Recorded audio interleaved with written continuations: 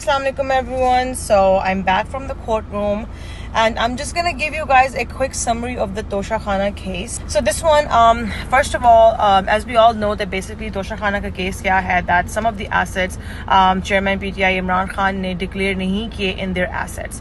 Ab ye declare kyun nahi kiye?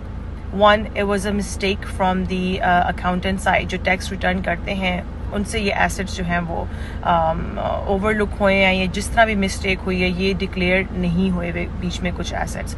अब ये case जो है हुमायूं दिलावर के कोर्ट रूम में है। इसके ट्रांसफ़र का जो इशू था वो तो मैंने पिछली वीडियो में आपको बता दिया। अब बेसिकली जो केस की प्रोसीडिंग्स आई हैं, केस का भी स्टेटस क्या है, मैं उस पर बात कर रही हूँ।